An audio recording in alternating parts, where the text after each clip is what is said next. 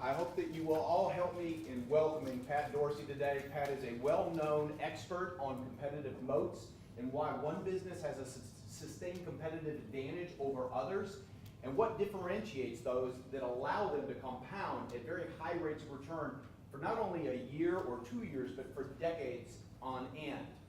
Pat's background is a bit unconventional, certainly didn't go up the route of University of Chicago, MBA type program. His undergraduate degree is actually in government from Wesleyan University on the East Coast. And bounced around, spent a little time in the retail brokerage business, ended up getting a master's degree in political science from Northwestern. And a short while after that, as Morningstar was rolling out their fledgling equity research program, Pat was pretty much employee number 1 or number 2 in that program. He spent 12 years there, 2000 to 2011. By the time he left, he had gone from being analyst number 1 to having more than 100 analysts working under him. The program had really taken off. Pat then got an opportunity to work for Sanibel Captiva, which is a private money manager down in Florida, manages more than $1 billion in assets. And Pat finally came to his senses and decided to start his own firm, Dorsey Asset Management, not too long ago. And so it's a smaller firm, but Pat's reputation certainly guides a lot of people in his direction. In addition to doing equity research when he was at Morningstar, he also kind of categorized, organized his research, and published 2 books as a result of that. One was titled Five Rules for Successful Stock Investing, and the other one from the Little Book series, The Little Book That Builds Wealth. And those are books that we use in our program, Bulldog Investment Company, on campus. They're good, common sense oriented books that anybody can read, but yet strong enough in terms of the intellect that goes into it to where professionals can really benefit a lot from it too. So Pat does call home Chicago, and I think he's probably happy to be in Texas for the next few days. So why don't we give him a warm Texas round of welcome.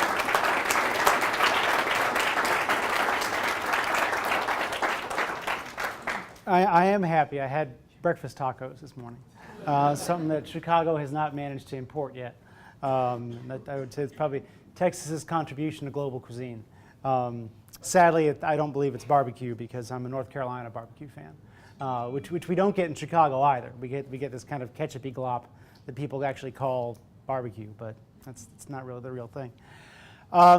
Yeah, so Dave was telling me that he thought it might be useful, and I'll talk about this before I go into the speech about my background a little bit, just because my general message on this is, if I can figure this stuff out, you can. I have never had an accounting or finance course in my life. Went through the CFA program, banged my head against the wall, taught it to myself.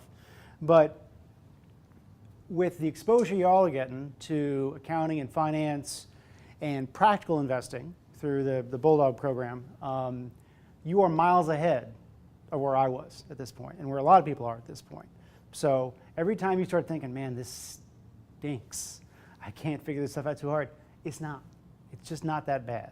Because the interesting thing about finance is most people want to make it a lot harder than it really is. They want to throw a lot of crazy, ratios and numbers at you, and the guys on CNBC all act like they know far more than they actually do. But all you need to know about any business is, how does cash come in one end and go out the other end? And do I get my fair share of it? And then, what am I paying for my fair share of it? That's really all you need to know. And if you can figure that out, you can be a pretty good investor. So, I mean, it's just every time, if you think this stuff is daunting, we can, and I'll talk a little bit more at the end about just kind of general career stuff, because I came into this profession in a pretty unconventional way. And I would say that, having hired well over 100 people at Morningstar and interviewed God only knows how many more than that, our best analysts were the unconventional ones. Our best analysts were the ones who came at it from some interesting angle and who loved it as a passion and weren't doing it just because it's what Dad told them to do at 16. So talk a little bit more about that at the end, just kind of career stuff, because you all are probably interested in getting jobs at some point, I'd imagine.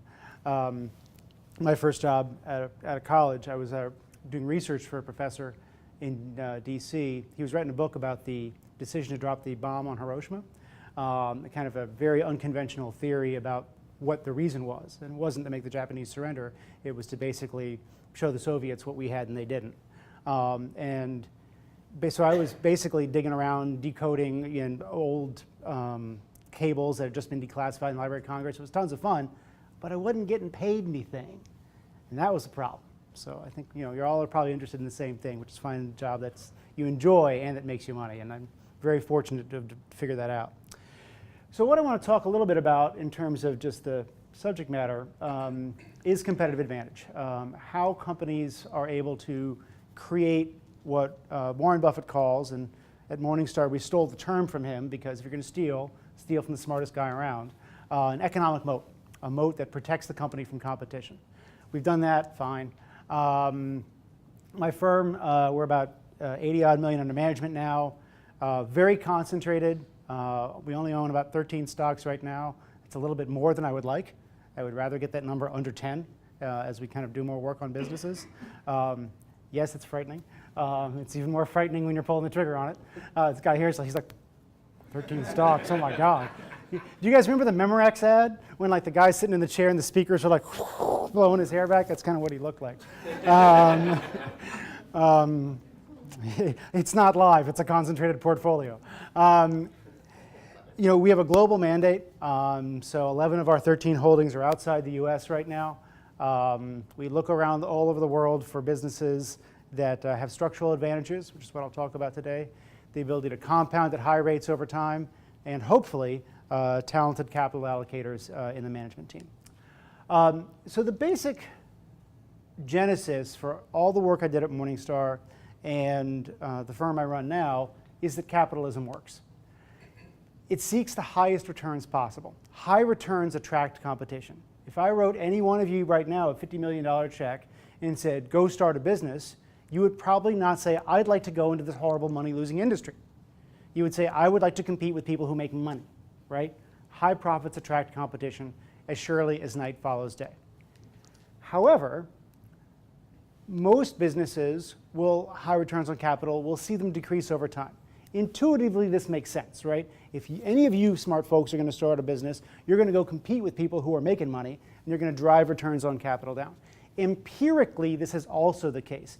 If you take long longitudinal data sets of companies and say go at T1, companies in the highest decile of returns on capital, take the exact same cohort, run to T plus 10 years, T plus 15, T plus 20, they will almost always, on average, have lower returns on capital. Or let me rephrase that. They will always, on average, have lower returns on capital. However, averages don't tell you everything. Because we also know, empirically and intuitively, that a small minority of companies enjoy many years of high returns on capital. We can name a bunch of them off the top of our heads. J&J, Colgate, Budweiser, well, now AB InBev. There are companies that essentially defy the odds and manage to resist the pull of economic gravity for years, if not decades at a stretch. And they do this by creating economic moats, structural competitive advantages that make it difficult for other people to enter that business and reduce their profit pool. Because absent a moat, competition destroys excess returns. Period, end, full stop. Great technology is not a moat. A hot product is not a moat. Any of you guys remember Crocs? Okay.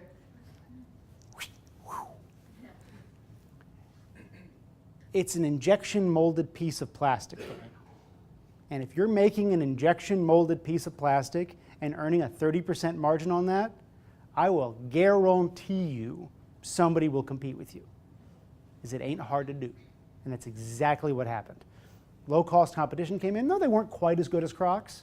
People say, oh, they weren't as comfortable. They weren't kind of as sticky and grippy on the floor. They were half the price. Who cares?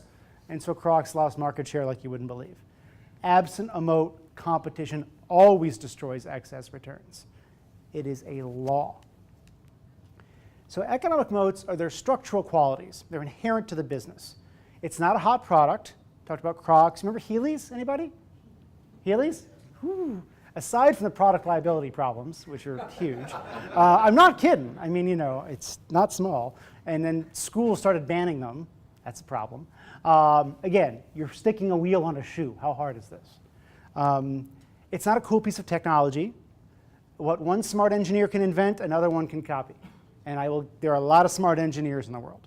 So unless you have some other kind of technological moat, a switching cost, an industry standard, just having a cool blinky box that's better than the other blinky boxes, it's called a toaster, gang. That's all it is in time.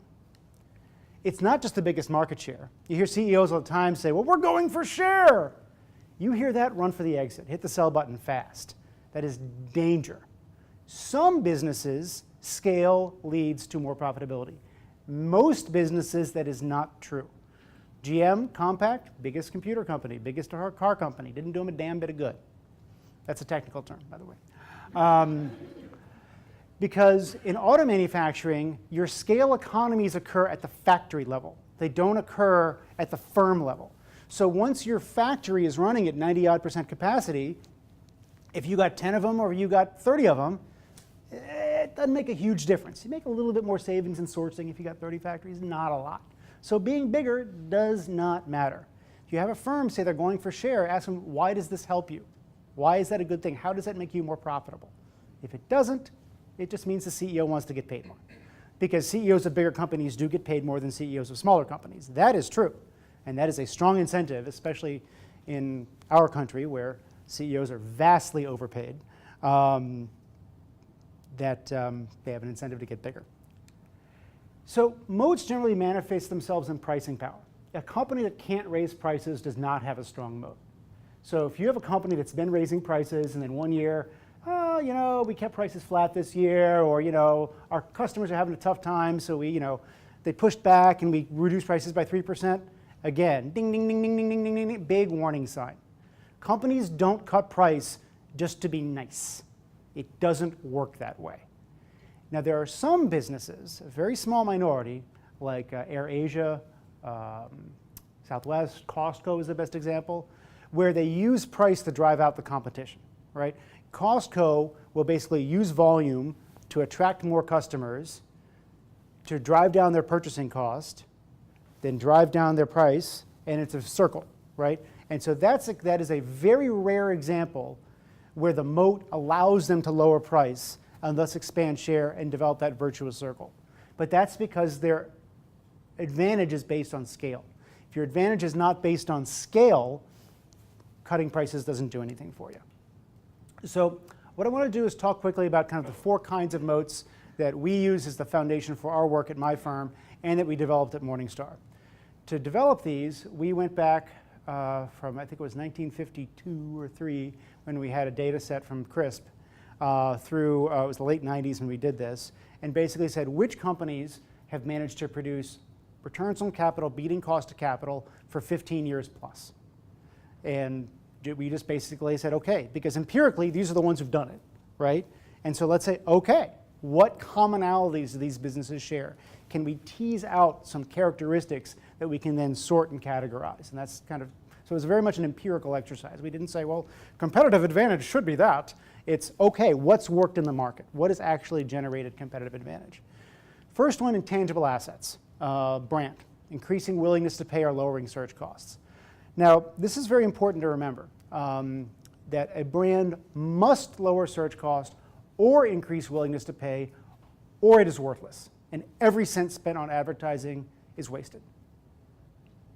How many people in this room would pay 15% more for a Sony DVD player relative to one from Philips? Wow. Usually I get like 1 or 2 hands. That was a 0, okay? Yet, Sony is ranked as the top 15 most valuable brand in the world. I think we can all say that we've probably seen a Sony ad, right, somewhere in the magazine, on TV in the past month. What ROI did that ad have? None, right?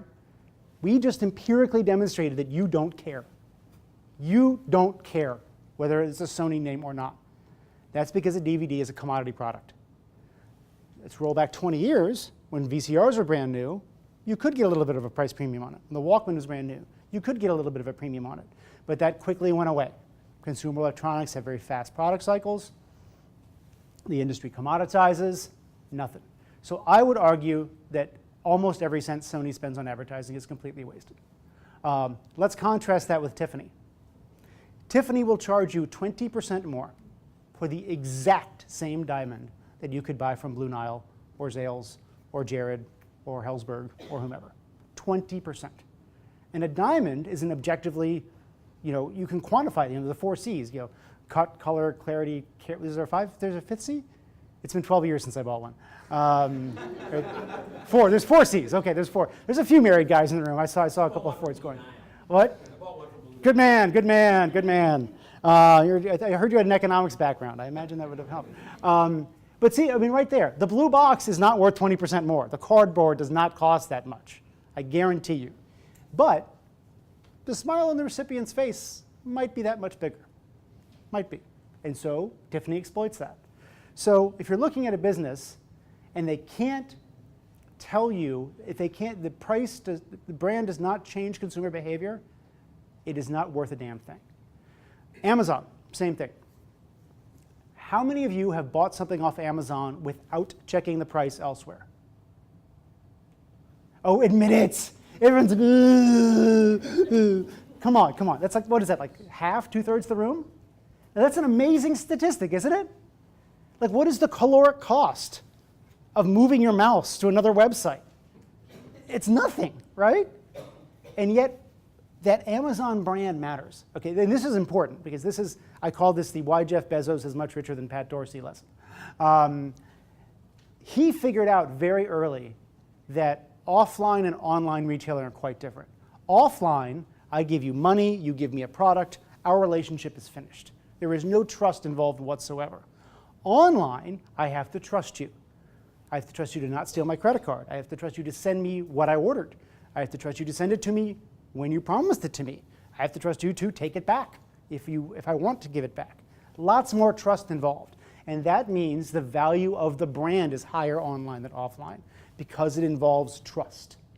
And that's why we just saw for a whole bunch of you say, maybe it's not the very cheapest at Amazon, but I know it's close enough and they're easy to deal with. I trust them. That is a brand that changes your behavior. That's a valuable brand. Patents, second kind of intangible asset, very valuable, but patent lawyers drive nice cars, at least the ones that I've met, because patents are very valuable if you challenge them. If you challenge a patent, get it invalidated, you get paid a lot of money. And so there are always people challenging them, and so you build a moat by having lots of patents protecting your product. You have these firms like specialty pharma firms that might have 1 or 2 drugs, and that's all they got. Those patents go, so does the moat. So I would regard that as a very brittle kind of moat.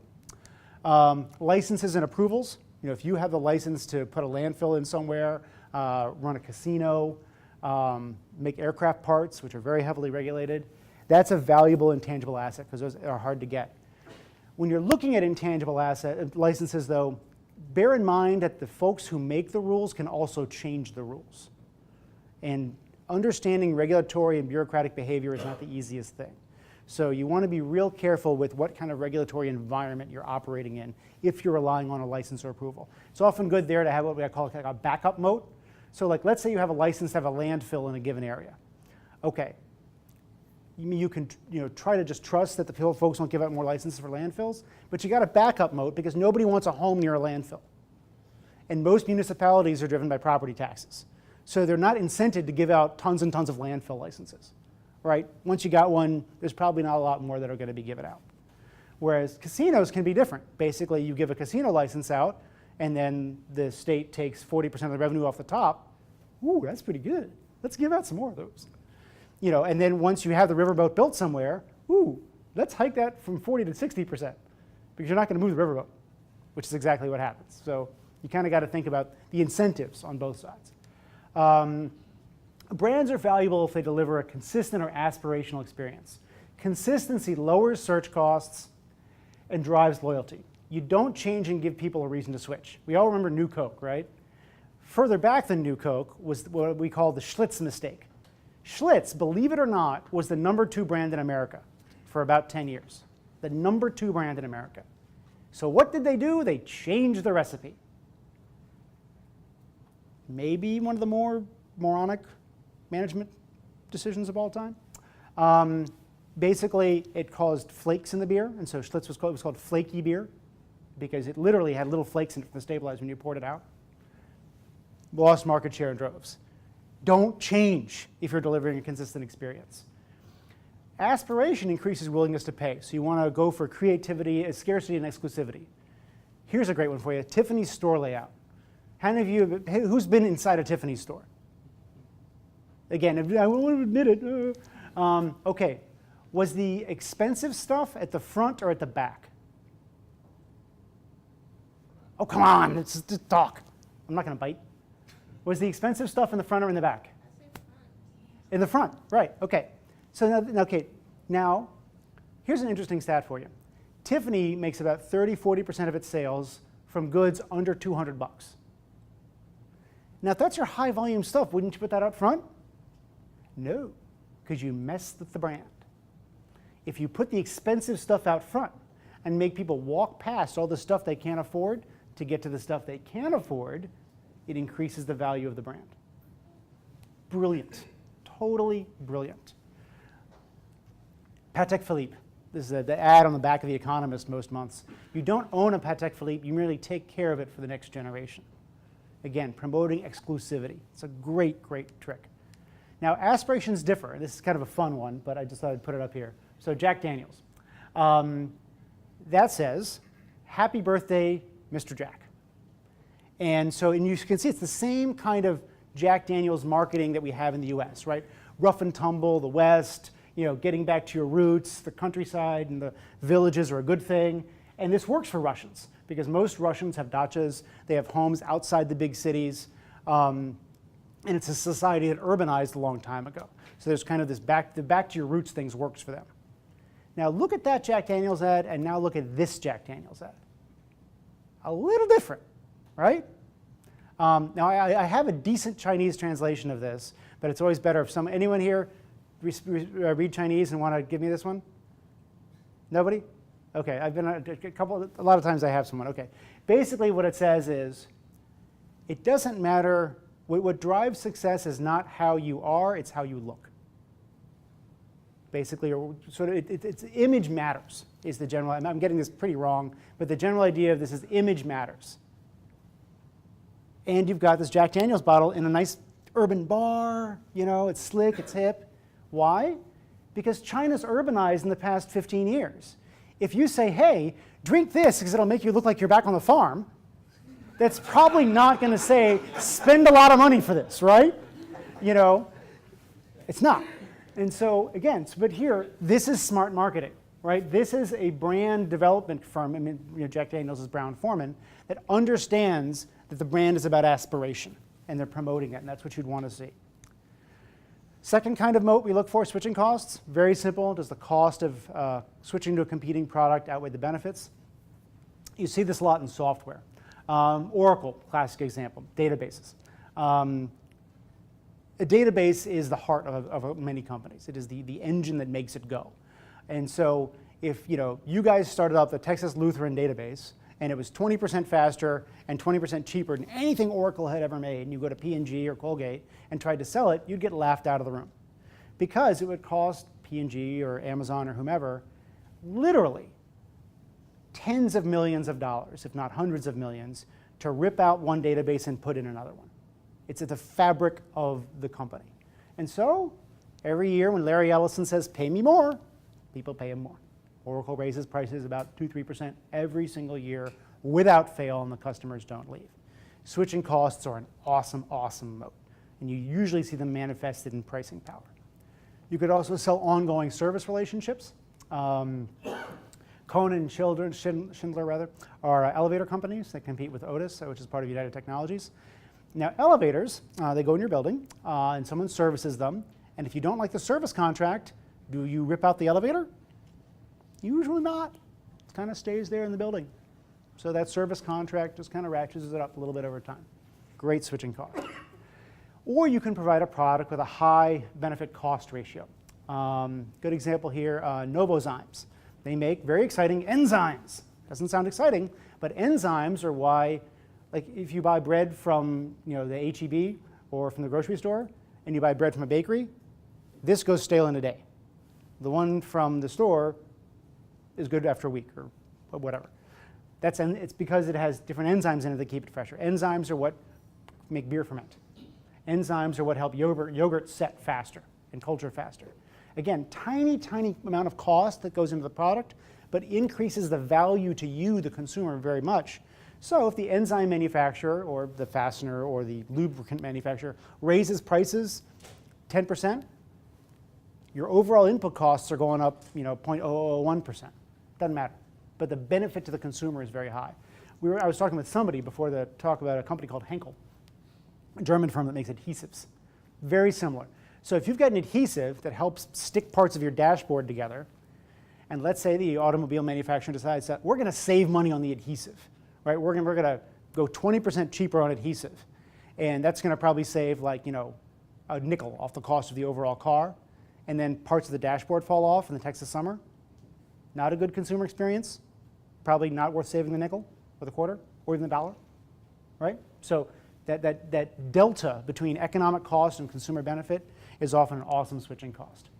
Network effect, and this is something that's more common now than it was more common for information firms. You provide a service that increases in value as the number of users expands. And this is kind of interesting to think about, because think about it. Like a restaurant, does the value of a restaurant increase for you if they have more customers? The value actually might decrease because you got to wait longer in line, right? Whereas, how many of you people in this room do not have a Visa, MasterCard, Amex, or Discover in their pocket right now? Exactly. 90% of America's credit card traffic goes through those 4 networks. Now, you'd say these businesses should attract competition, right? MasterCard and Visa basically take a toll every time that you swipe your card. There's no credit risk whatsoever, massive scale economics because they built out the network, and every bit of incremental revenue drops right down to the bottom line.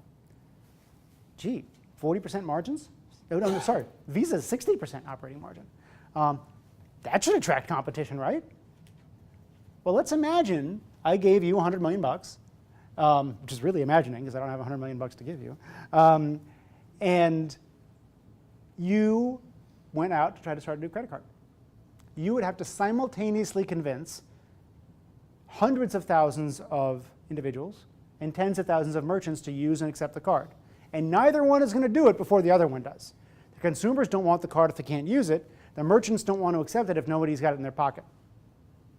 This is why there has not been a new credit card company in America for about 30 years. And the network effect is an unbelievable moat. You see it also with distributors. When you connect fragmented groups of suppliers and customers. Dentists. Dentists tend to be single family, there's 2 or 3 dentists in a group, right? They don't work in giant hospitals. And they don't make their money by sitting around shopping for the very cheapest piece of gauze to stick in your mouth. They make their money by getting more patients through the door. So if you're Henry Schein, which is a dental distributor, you work with a whole bunch of folks who do gauze and all the different stuff that goes into a dentist's office, and then a whole bunch of dentists. Both groups are very fragmented, so you can extract economics from both sides. Distributors who occupy that position have awesome network effect moats. I talked about that nonlinearity of nodes versus connections. This is actually kind of a tricky thing, but it's fun to think about. A radial network, where basically you think that's a credit card, right? We're basically, or an auction platform where each node adds to the additional node. Each place you can use the credit card, each seller on eBay makes eBay more valuable to you. Very different than a radial network where you have corridors going out. And I think about this a lot because it was one of my bigger screw-ups. Western Union. Western Union, money transfer company, often talks about, we have the most number of branches in the world. And wow, that makes our network effect great. Okay, that's true. They do have the most number of branches in the world. But nobody is sending money from Bangladesh to Mexico City. They're sending money from Bangladesh to Chicago and Chicago to Bangladesh. They're sending it from Chicago to Mexico City and back and forth. No one's sending money from India to Mexico City. Or, well, somebody is, but not many people are. So it's a corridor-based business. It's not a true network effect. And so you can basically get picked off along those corridors. You can have lower cost providers come in along those corridors. Very, very kind of fun point to think about when you're thinking about networks. Cost advantages, this is kind of B-School 101. Just invent a cheaper way to deliver a service or a product that can't be replicated quickly. The key here is to differentiate in terms of what kind of cost advantage you have. There are scale cost advantages, which are very durable. Think about UPS. What is the marginal cost of one more package going on a brown van and getting delivered? The marginal cost is nothing. So the marginal profit is quite high. So very difficult to compete. DHL, which is a large German owned by Deutsche Post express carrier, DHL lost $900 million trying to compete with UPS and FedEx in the US ground delivery market. And it's not because they're bad operators. They're great operators. They just couldn't build the scale up. They couldn't build that dense route distribution network. So that scale advantages can be very powerful. Process-based advantages, by contrast, again, let's go back to basic competitive theory. If it can be copied, it will be copied, right? If you can compete with it, you will. You know, Dell no longer sells the cheapest computers out there. And also, and this is again one I got wrong, this whole thing is a lesson of how Pat screwed up his investing career. Because no, Dell, I totally got it wrong, because for a while they maintained their cost advantage, but cost advantage isn't as valuable when your ASP, your average selling price, keeps declining year after year, right? Think about it. Saving 20% on a $5,000 product, which is what PCs cost 10 years ago, you're saving $1,000. Man, I'll deal with Dell's crappy customer service for that. Now a desktop PC, $300, $350 maybe, you know, at the low end, I'm saving $60. Do I really want to deal with Dell for $60? No, not really. Yes, I know they're based in Austin, but whatever. It's not as big an advantage. I mean, people have also closed the cost gap, but there, it's about the dollar cost versus the hassle, because it's on a percentage basis. Things get copied over time. Southwest. The Southwest model took a long time, but people have copied it. You know, Southwest no longer has the lowest cost per available seat mile in the US. Sorry, another Texas firm I'm trashing. I apologize for that. But you know, I mean, the point is that these can all get copied. To copy UPS, you've got to have just as many brown vans running around the US. That's a lot harder to do. The third kind of cost advantage, which is really awesome if you can find it, is a niche, where you establish what's called minimum efficient scale. Basically, a market is small enough that it really will only support one or two players profitably. And so if a third player comes in, the profit pool comes down enough that nobody is making any money. So you see this a lot with like small software companies, where you might have, there's a great business called Constellation Software. You ever want to read a great shareholder letter? It's amazing. Started by a guy named Mark Leonard 28 years ago with a $25 million venture capital investment. It is now $10 billion in market cap, has never taken a cent of outside capital. Do that math. It's cool. And the way they've done this is by buying what are called VMS companies, vertical management software, where essentially the software companies that own a niche. For example, they have one of their software companies has 80% market share for ambulance dispatching software. So ambulance dispatchers that's pretty much what they use, because it integrates with 911 systems and hospitals and so forth. Another one of theirs, it has 80% share in golf country clubs. So managing people's greens fees and catering demands and stuff. Okay, I mean, who knew? But it's out there. And the point is, this is not a big enough market for Oracle or Microsoft or anybody to really go after. But while they're there, they own it, lock, stock, and barrel. If you can find these companies that just dominate this niche, they often can't grow very well, but man, they can spit out cash like you wouldn't believe. So what about management? I talked a little bit about this with a couple of you beforehand. There's an old quote from Buffett that good jockeys will do well on good horses, but not on broken down nags. So this is a professional jockey. He is on a goat. This is me on a horse. As long as I don't fall off, I will win that race. Not because he is an idiot, but because the goat is not as well suited to winning races as the thoroughbred. Some businesses are goats. Some businesses are thoroughbreds. And management can only deal with the hand it is dealt. Even the smartest management in the world, if it's riding a goat, can't win the race against a thoroughbred. It's simply not going to happen. So what the lesson here is get a good horse. Managers matter in the context of the moat. The required level of managerial skill is inversely related to the quality of the business. It is inversely related to the quality of the business. In plain English, what that means is, if it is a bad business, you had better have a great manager. This is Michael O'Leary, who runs Ryanair. Basically copied the Southwest model, ran it all over Europe, an unbelievable business. Airlines are the worst business in the world. You'd better have a good manager. Now, if it's a great business, genius is not needed. This is Steve Ballmer, for those of you who don't know. And he is describing what he has done to Microsoft's moat. Sorry. I gave this talk actually at the Googleplex last fall. It was great. They loved it. It was kind of shooting fish in a barrel.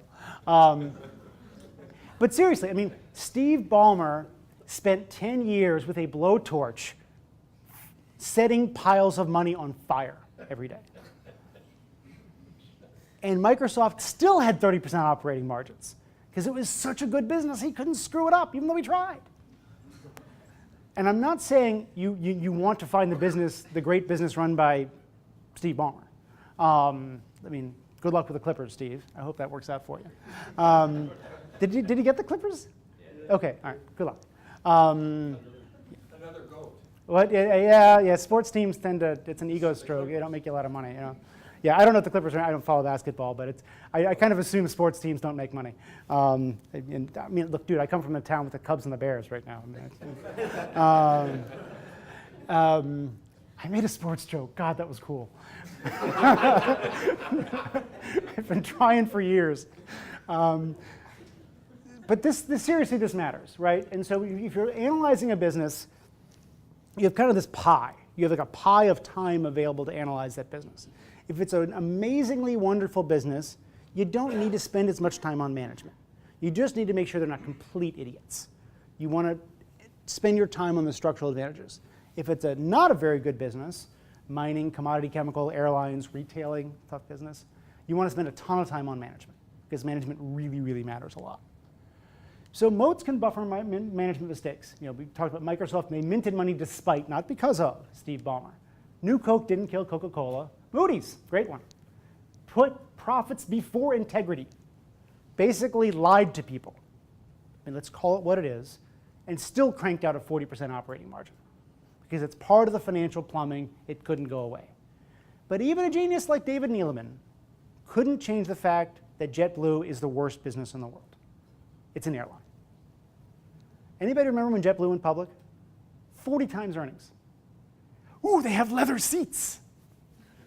Ooh, they have satellite TV on the back. How hard is it to copy that? An airline will never have a lower cost structure than the day it opens for business. Why? The planes don't get newer, they get older and require more maintenance. The staff, the ramp workers, the pilots, the stewards, they get more seniority and ask for more money. Cost has to go up over time. And you have a seemingly insatiable, an unlimited supply of idiots willing to start airlines. And so when your costs have gone up, somebody will show up, buy new planes, come in and undercut you. I don't know, it's like buying sports teams. There's an old joke that, how do you make a small fortune? And start with a big fortune and buy a sports team. Same joke applies to airlines and wineries too, I think. Good managers are constantly looking for ways to widen a company's moat. We talked about Amazon. They're focused on the customer experience. That is all they're focused on, is how is your experience as a customer? It is what drives everything they do. Costco's focus, which we talked about earlier, using scale to lower costs.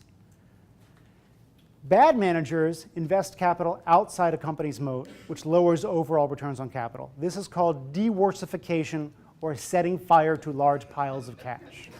Okay? He is investing outside his moat. You know, I tried to put like a Steve Ballmer face on him, but my Photoshop skills are not good enough. I also thought I might get sued. So I didn't do that. Now, all this said, there is an exception to every rule, okay? And this is a lesson here in take everything I am saying with a grain of salt, filter it through your own critical analysis, okay? A tiny minority of managers can create enormous value via astute capital allocation, even if they don't start with great horses. Buffett started with a textile mill. Not a good business. Brian Joffe, Bidvest in South Africa, built an amazing firm starting with basically one container ship. Dick Kovacevic at Wells Fargo. Banking is a tough business. Amazing what Dick did at Wells Fargo. Stephen Mitch Rales at Danaher. Turned a bunch of crappy industrial businesses into a company that basically has beaten Berkshire Hathaway most rolling 10-year periods for return. These guys are hard to find, and women are hard to find. False positives abound, but they create enormous wealth over time. Keep an eye out for them. Don't doubt that they exist. Okay? If you assume they don't exist, you basically assume Berkshire could have never existed. There is a tiny minority of what you might call 3 sigma managers out there. If you're really interested in pursuing this further, there was a great book last year called The Outsiders that I would highly, highly recommend. Probably the best business book I've read in the past 5 years. That talks about a bunch of unconventional CEOs. Bill Stieritz at Post, John Malone at Liberty, and so forth. They're out there. Generally speaking, business beats management, but there are a small number of managers that blow that rule up. Let's talk a little bit about moats in a global context.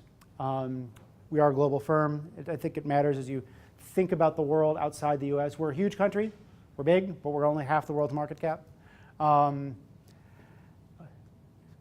German car washes. Here's a good example. In Germany, you can't wash your car in the street. I'm not joking about this. I thought this was like a German was like just totally like yanking my chain when he told me. It's true. Most German municipalities, they're too worried about the chemicals and detergents getting in the water. You can't wash your car in your driveway or on the street. So there are a lot more car washes in Germany than there are here, because that's the only place you can go. So there's a great little business called WashTech that basically refills all the consumables in car washes. The soap, the brushes, everything. Root density, beautiful little business. It would never work in the US. A, because people don't wash their cars as much. B, because you've got competition from washing it yourself. And C, because we're not as small a country as Germany, so you can't get the root density. This business could only exist in Germany. But the reason I bring this up is if you hear about something like, that would never work here, well, here is not there. I mean, I'm actually, one of my analysts right now, I keep pounding him on the head, like, not every country looks like the US. And so these local differences can really create moats. Minimum efficient scale is more common. In the US, retailing is a tough business because we're a huge market, lots of capital comes in, it's really hard to create scale. In South Africa, in Australia, all the retailers look like Costco. I swear, if I gave you their returns, you would say, what is this business? It is not a retailer. And the reason is very simple. Who's going to bother putting money in South Africa or Australia? It's just not that big a market, right? And so you get 2 or 3 firms that just dominate the place. It's incredible, minimum efficient scale. Beck World, this is a great example. So Thai language media, they basically own Thai language media in the same way that Televisa Univision owns Spanish language media. So soap operas, news broadcasts, everything in Thailand runs through these guys. We took a look at it. We were so close to buying it, but then like the guy who owns it is part of a family that's tied into the Thai political structure, which if you've ever, is Byzantine to say the least. And so we figured it was too hard for us. But I mean, lots and lots of people are going to make shows in English. Not so many in Thai. Or Portuguese. That's global in Brazil.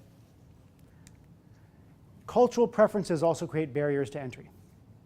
Beer travels, right? You've all had a Corona at some point. Bud does an okay job selling outside the US, even though it's pretty bad. Sorry. Candy and snacks don't. A Brit you would have to force feed them Hershey's.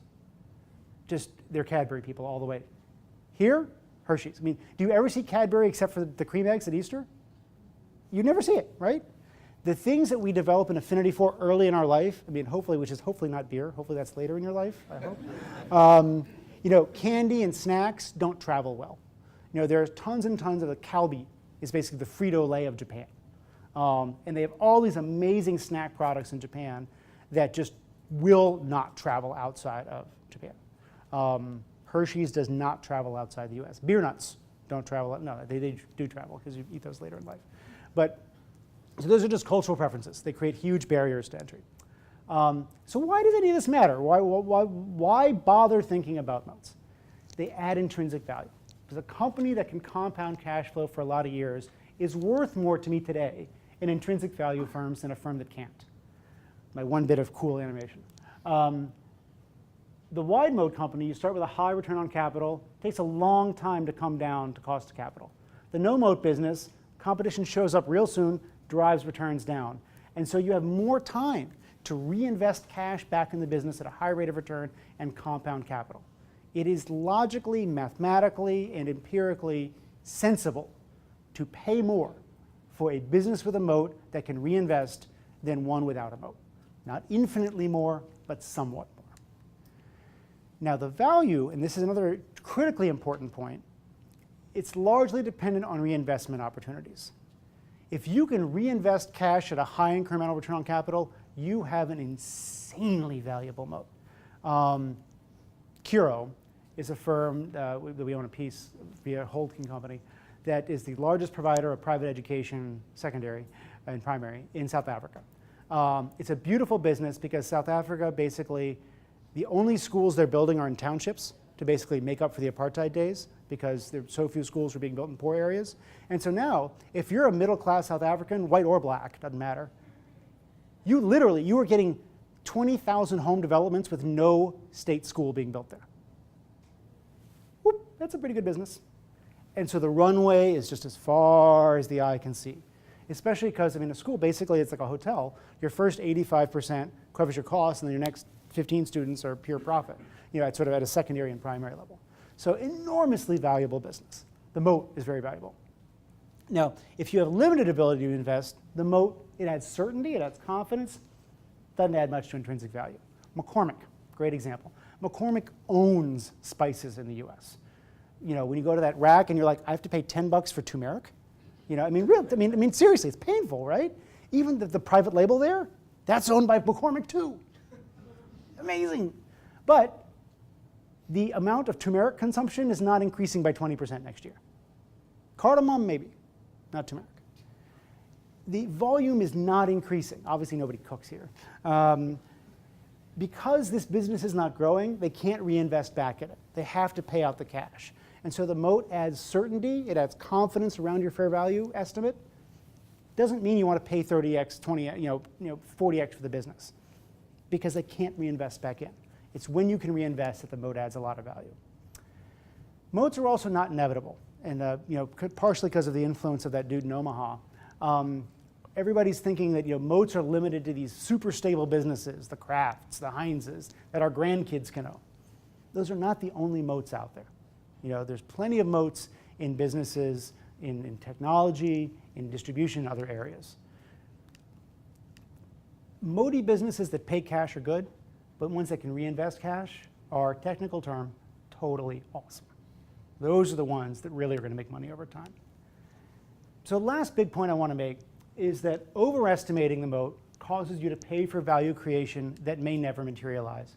Underestimating the moat means paying a very large opportunity cost. So this is real cost, Motorola. Anybody remember the Razor? Okay. How many people here had a Razor at some point? How many people here have a Motorola phone now? One. Okay, there is one. I got one. All right. Now, okay, so you've just empirically proven my point. The Razor is released. Motorola gets a 22% market share because of this cool little slim phone. And the market basically prices in a non-existent moat because it's just hardware. There's no switching cost whatsoever. The next cool phone comes along, whoop, let's get rid of that one, as you all did, as I can see. and new phones come in, moat has 10% market share. That's overestimating the moat. You overpay for value imputed in the stock, and you lose a lot of money. Now, the flip side is opportunity cost. This is Walmart from 95 to 04. And this is a story that Buffett told at the 02 annual meeting. He said that Berkshire set out to buy several million shares of Walmart at around 95 or 96. They bought a little. The price moved up a bit. And he said, hey, Charlie, the price moved up an eighth. Moved up a little. Let's wait a bit. Thumb-sucking on Walmart, direct quote, cost Berkshire $8 billion in profits they could have made if they just paid up a little bit and said this is a wonderful business, not just a good retailer, but a truly wonderful compounding business. That's opportunity cost. And that's the real cost of not truly understanding the competitive dynamics of the business. Most investors spend tons of time on margin of safety, little time on opportunity cost. If you're a deep value investor, you should spend time on margin of safety. That's what you do. But if you're going to think about moats, if you're going to think about compounders and do all that work, capitalize on it. Think hard about opportunity cost. The moat is not always priced in because most investors own securities for a short time. Moats matter in the long run. Most investors also assume the current state of the world persists longer than it usually does. And most investors focus on short-term changes in price, not long-term changes in moats. The average turnover for a US equity mutual fund is 110%. That means the average holding period for a stock in a US mutual fund is about 10 months. Moats don't matter over 10 months. Moats matter over years for compounding purposes.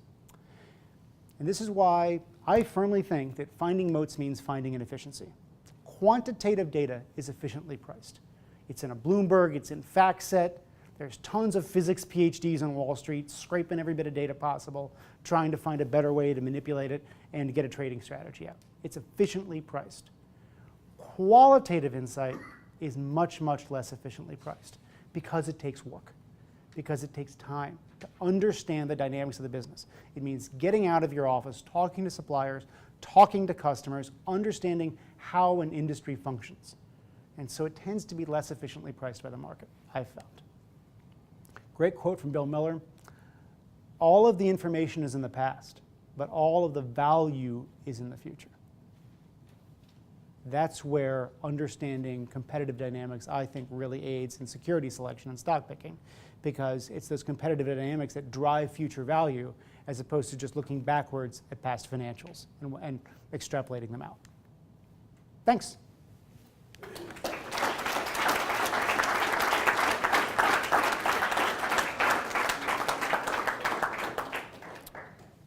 I'm here all week. Try the veal. So, you know, anything you got. Oh, actually, I'm going to real quickly, because I know this is going to come up and I'm going to head it off at the pass. The Motorola example, some bright person in this crowd is going, oh, what about Apple? Isn't that going to happen to Apple? No. Software. That's the reason. Motorola, the OS stunk. Does anybody remember the Motorola operating system? It was horrible. Nobody wanted it. It didn't integrate with any part of your life. People bought the Razor because it was cool looking, right? Now, do you buy an iPhone because it's cool looking or because it does lots of cool stuff? Probably because it does lots of cool stuff, right? People tend to not switch out of the iOS ecosystem. Apple has been losing some share, but that's largely because people buying smartphones for the first time are often buying lower-priced Android phones. And that's a risk for Apple, staying up at the premium end of the market. But people, once they're locked into the iOS, actually, I got a good audience here. Okay, how many of you, please be honest with this one, okay? You guys were a little reluctant before. You got to be honest on this one. How many of you have switched from iOS to the Android ecosystem? Okay, so 1, 2, 3, 4, 5, 6, 7, 8. About 8 have switched from iOS to Android. How many have switched from Android to iOS? Thank you. No, I'm serious. I mean, this is real, right? Right here, we just saw it.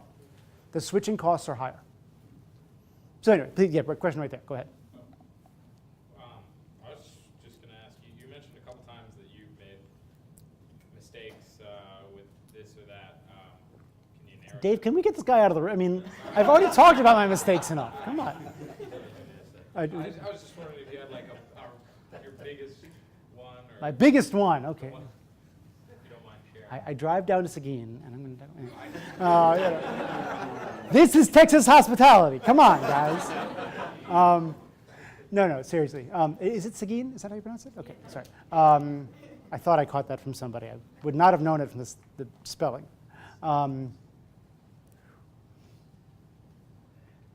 So a couple omission, a couple commission. Amazon was a huge one for me. Huge. Just huge. Because I was caught up in this idea that online retail would be commoditized. You had search engines, you had, searching for the cheapest price everywhere else, and I completely did not get the offline-online trust point and the service. I just right over my head. And then I had an opportunity, and that was sort of early on. And Amazon got down to like $12 a share, $10 a share. There's this analyst called Ravi Surya who was a bond analyst and said they were going to go bankrupt, which was complete crud, but it drove the stock down a lot. This was like 01, 02, when anything connected to the internet was just toxic waste. And I remember I was in New York, and there was a debate between Bill Miller, kind of a new school value investor, and a guy named Bruce Greenwald, very much an old school value guy. Very much kind of a mano a mano kind of thing. And I remember, I vividly remember this. Verbatim, he said, "There is nothing in my portfolio I would not sell today to buy more Amazon at $12 a share." What did I do? Nothing. Come on, dude. That was a biggie for me. I should have been there. I should have been there. MasterCard, we got pretty right at Morningstar, but we didn't see the runway on it. We came out at 40, and we had a fair value of like 110, which we thought was nuts at the time, but that was too low. That was way too low. So we kind of got that. We got that one wrong, and then Western Union, we really screwed up. Not really.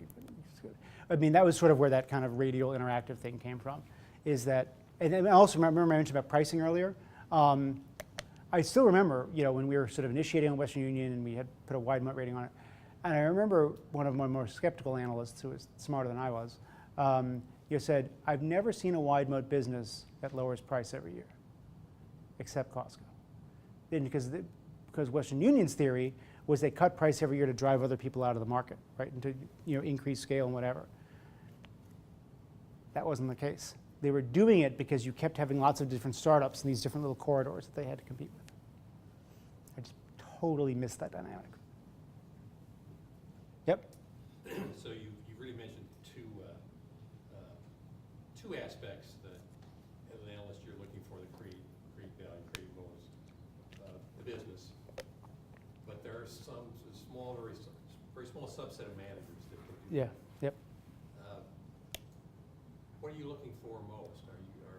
Are you looking for the business, or and which is easier to identify? So really two questions. Sure. Are you looking for business or manager? And Well, which is easier to identify? the business moats are way easier to identify than the managers, than the Three Sigma managers. Way easier. Frankly, moats are. I've looked at 3,000. You figure after a while it's pattern recognition, right? Finding them cheap is hard, but moaty businesses are not that hard to find. Finding them cheap is much harder. Finding the Three Sigma guys, the guys who just have something special that enables them to take very little and create something out of it, those are really hard. And now what we look for there are, you typically need some kind of a track record, right? Like the guy who just sort of shows up and says, "Hi, I'm going to buy lots of businesses and do great with it." That's a little scary. But the wonderful thing is the market tends to be so skeptical of these guys for so long, you can look for track records and still get in at pretty good prices, truly.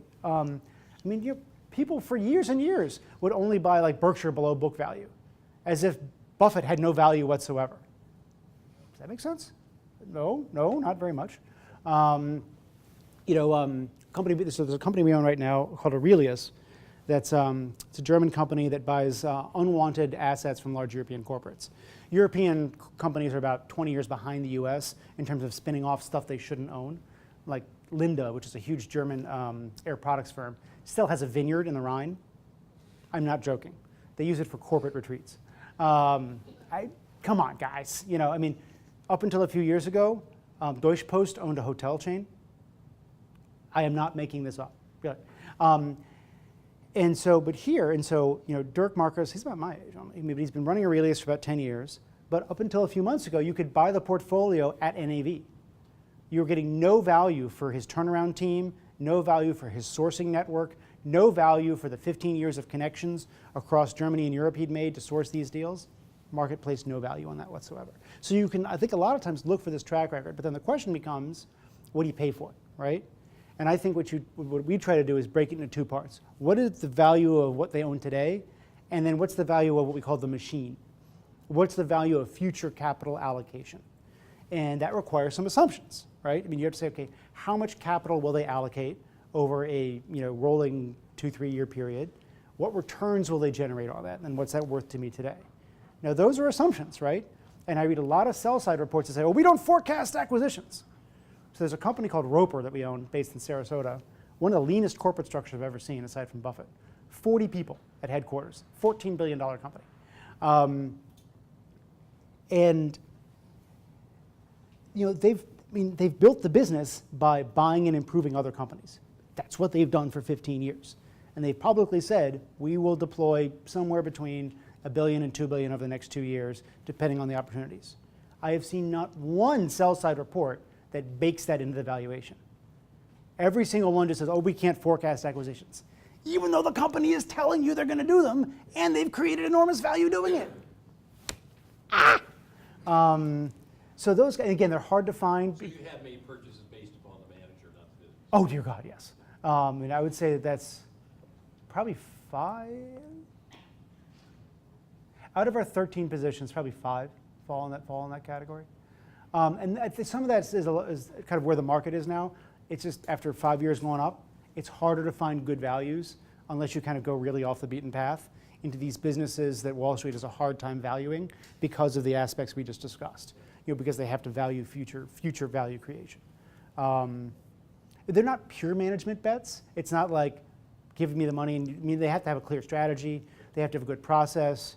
Companies that do M&A well, they treat it like investing, right? There's a process behind it. They think about how they do it, what their hurdles are. They do postmortems on what worked and what didn't. And there's a clear reason why they do each deal. Where M&A gets a bad name is the companies that do it every few years because some bright dude in the C-suite says, this part of my business is not doing well and I can cover it up by buying that thing, right? HP, anybody? Compaq, anybody? I mean, the list goes on, right? That's where M&A gets a bad name from. But when you're doing, with your ITW, Danaher, Middleby, Actuant, Roper, I mean, there's a big list of companies that they do this well because they think about it carefully. And it's an iterative process that they get better at over time. I was talking to somebody before this about macro and why it's so hard to get macro right. And part of that's because there's like 2 or 3 big macro turning points in a decade, and so you don't have a chance to iterate and learn, right? I mean, it's not like we have, we don't have a recession every 6 months, thank God. We don't have a recession every 6 months to learn from, right? But we can make investment decisions every few minutes. Anyway, you kind of see where I'm going. I'm rambling now, sorry. Yes, sir. Most of your holdings are outside of the U.S., you said, and you also said you have an analyst who I assume grew up in the U.S. and applies his experiences, like you said, to the filter, yeah. outside the U.S. in those situations. Without sending that analyst to travel around the world for a year, how do you fix that? Yeah, that's a great question. I'm struggling with that right now. He and I talked about it. I think the biggest thing, Buffett has a phrase that he calls your mental database. And I think part of it is just making sure that you fill your mental database with companies that aren't just based in the US. Read annual reports that, for companies that are based in Germany, based in the UK, based in Australia, based in South Africa, based in Indonesia, whatever. Just look at them and see how are they similar, how are they different. I mean, that's the biggest part of it, right? Is just get those examples in your head. Because it's not so much about like living on the ground and saying, oh, these people like this kind of food and they don't like that kind of food. Because consumer taste is really hard. I mean, like we will never own like a real sort of consumer-driven business outside the U.S. because it's just going to be too hard for us to figure out. Like you guys all know Sephora probably, like the cosmetic chain. So there's a company called Sasa, based in Hong Kong. That's essentially the Sasa of Southeast Asia. That's a Sephora of Southeast Asia. Massive sales per square foot. They sell high-end Korean and Japanese cosmetics to Chinese tourists and to inside China. Phenomenal business. But it's consumer taste driven, you know? I mean, realistically, we might be able to get over there and visit companies like twice a year, you know, maybe. And so if somebody was opening up competing stores, if they didn't have a good product selection, if the brands weren't selling well, how would we know from Chicago? We would never know. So that just kind of has to go in the bucket.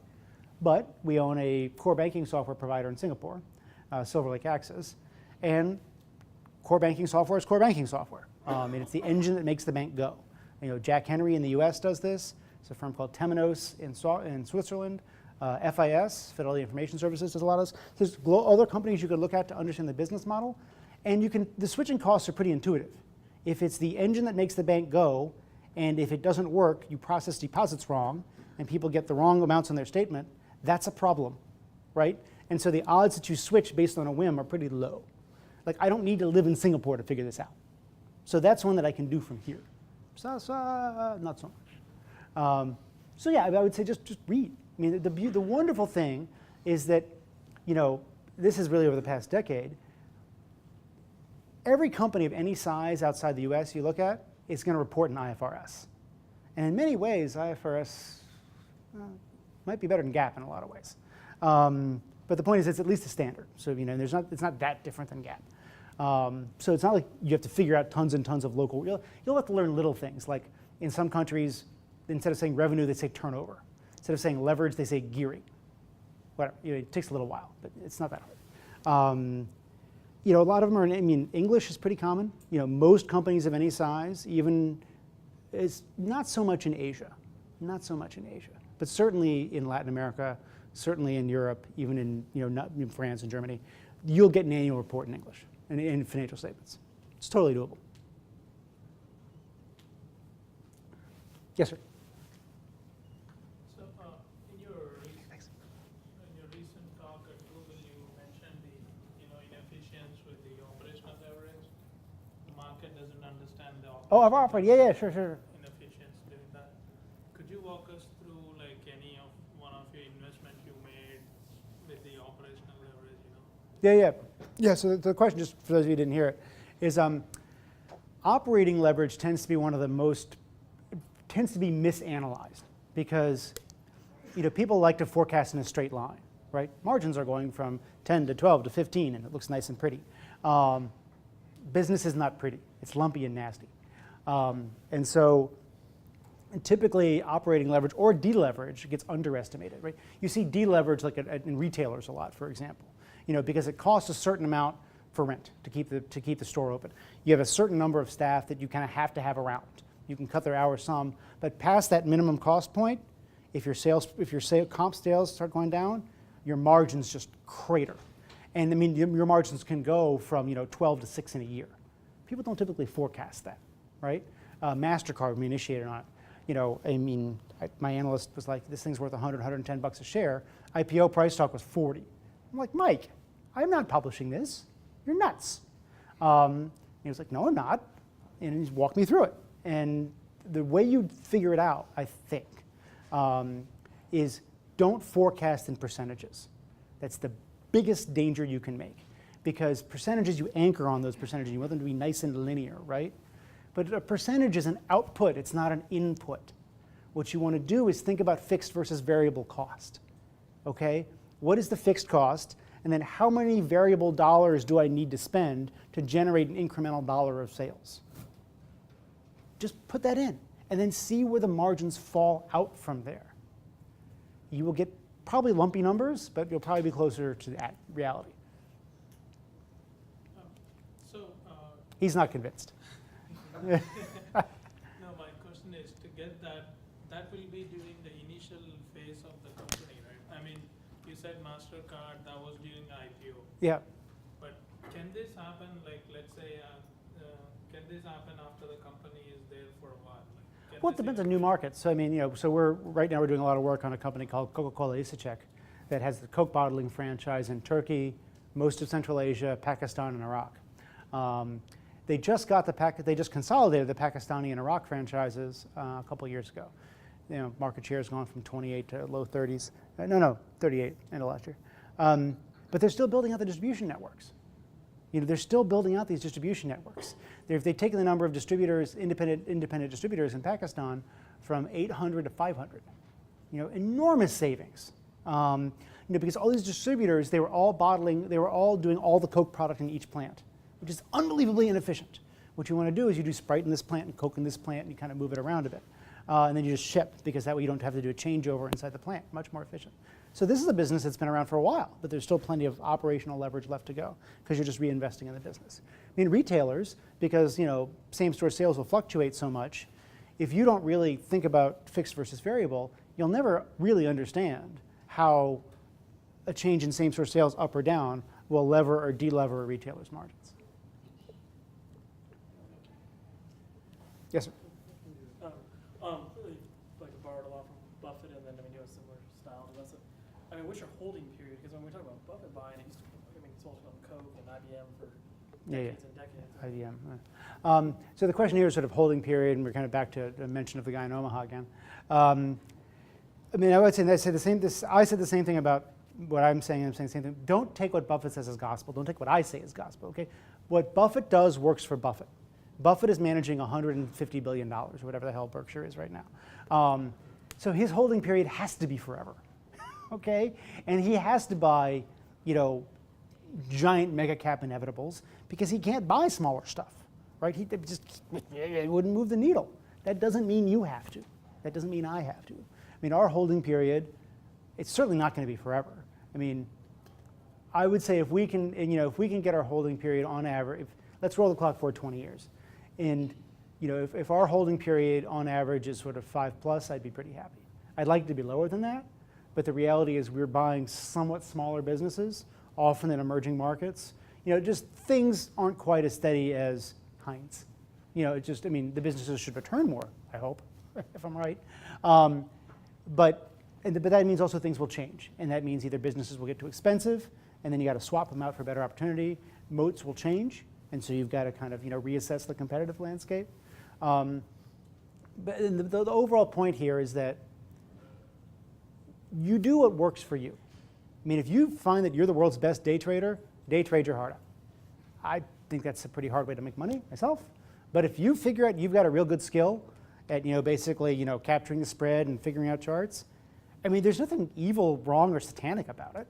It's just not how I choose to do it. So I mean, you find what works for you as an investor, what sort of jives with your personality. And whether it's Buffett or me or anybody, all we're doing is saying what's worked for us. It doesn't mean that it's going to work for you. It doesn't mean it's going to work in every situation. I think you haven't had a question yet. Yep. So what would you say is the biggest threat to a moat? Be it like debt or incompetence in management or anything like that? And so the question is sort of what's the biggest threat to a moat? Well, it really just depends on what the moat is. I mean, it's kind of hard to generalize. If it's a brand, the product can commoditize. Management can change the recipe, as we talked about before. They can overexpose. So Tommy Hilfiger, great example. Tommy Hilfiger used to be kind of a very high-end, kind of preppy kind of brand back 15 years ago. And then they basically just blew it out in every department store going. I mean, everywhere you went was Tommy Hilfiger everywhere. And so to clear the shelves, they had to discount the heck out of it. Now, when you have this thing that was once really expensive and you're constantly seeing it on the 50% off rack, ding, ding, ding, ding, ding, that brand is getting impaired, right? And so that's a management mistake, but they impair the value of the brand. Companies with high switching costs often don't innovate well because they're too concerned with protecting their own franchise, right? I would argue that QuickBooks from Intuit has become just utterly impossible to use. I loathe QuickBooks. And there's a company called Xero, Xero, from New Zealand, that basically has pretty much destroyed them in Australia. They're moving them into the UK now, and they're coming to the US. It's available in the US. But it's a completely cloud-based, much more user-friendly. And a lot of that's because Intuit spent too much time listening to a relatively small number of power users, accountants, who would never let it change a certain feature, even though that feature could be done better or could be changed in a way that's more useful to many more people. But they had a very vocal minority of power users who were like, you can't ever change that. That's a problem. So I mean, I can't, it's hard for me to generalize. But one way to get at this, I mean, first of all, you want to always step in the customer's shoes, right? I mean, the best way to understand a moat is get in the customer's shoes. Look at the product from a customer perspective. Why do people use it? Why do they find value in it? Why are they okay with paying more each year if in fact they do? The company may have some version of that, but you will never get the truth until you actually talk to the users of the product. And that's often where these changes in competitive dynamics are most evident, because the company will paper over them for as long as possible. What you really find out is talking to users and seeing kind of where the customer experience is changing. They're in the back, yep. Like you said before, like you gotta make sure you know what the customer wants and what they're expecting and everything. And how do you like put that into a moat and stay ahead of what the customer wants? Like how can you tell them what's gonna happen?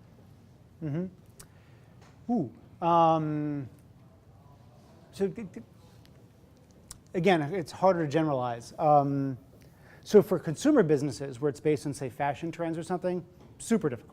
I mean, Mickey Drexler did an amazing job with this at Gap. Abercrombie did it well for many years until the guy basically went insane, as far as I can tell. But fashion generally is fickle. I mean, although it does vary.